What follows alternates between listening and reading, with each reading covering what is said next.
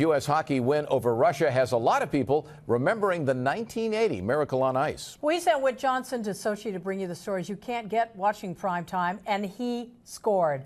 Whit is live tonight with what he says is one of the biggest moments he has experienced in these Olympic Winter Games. Whit. Well, Colleen, Chuck, it was an incredible night. The USA-Russia hockey game, definitely the biggest moment in Olympic Park since the opening ceremony. Now, the game itself was played in Bolshoi Ice Dome. But for the thousands of fans who couldn't get inside, me included, it was a hot ticket in town. We watched it in the middle of Olympic Park on these giant screens. I was probably the lone American in a sea of thousands of Russian fans. And when Team USA won the game, you could hear a pin drop. It's over.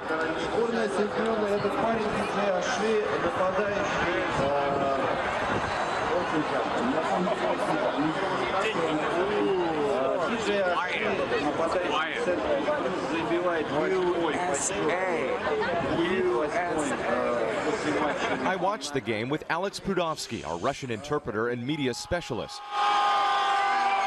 Despite the tough loss, the crowd remained friendly and welcoming, with Russian fans congratulating me after the game.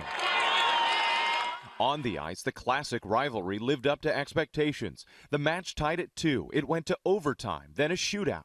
Team USA's TJ Oshie scored 4 times on 6 shots. 3 guys they used today were guys that you see in back in the States when you play. So you have a decent idea what they're what kind of moves they're gonna throw at you. But at the same time, they're some of the best players in the world, so you never really know. In short track speed skating, a crushing disappointment for J.R. Selski and Eddie Alvarez Saturday, who both lived and trained in Southern California.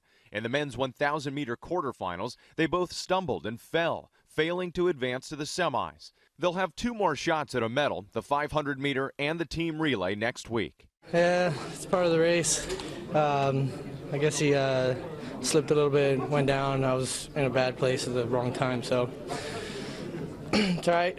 Some good and bad side of this. Bad side, unfortunately, I won't go to the next round. Good side, I'm going to be nice and rested for the 500s. And you can see the fans walking into Bolshoi Ice Dome today. There are more hockey games being played, and we'll have more on that, plus that epic USA-Russia game later in the show. Meantime, coming up here live in about 15 minutes, from ice dancing to bobsledding, I'll tell you about 2 local athletes who will make their Olympic debuts on Sunday, which, of course, is today here in Sochi. Live at the Sochi Games, I'm Whit Johnson, NBC 4 News.